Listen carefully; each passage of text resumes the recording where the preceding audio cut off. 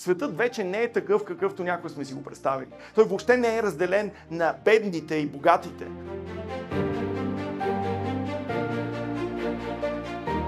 Фундацията на Ханс Рослинг прави един тест от 13 въпроса, които може би звучат като въпроси за обща култура или за общо човешко знание.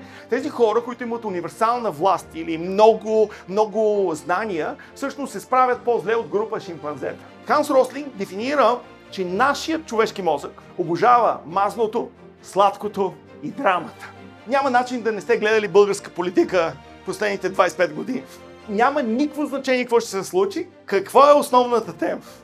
Кой е виновен, разбира се? Ние бихме живяли много по-рационално, бихме вземали много по-добри решения, бихме могли да имаме по-спокоен и по-качествен живот, ако от време на време проявяваме здрав разум.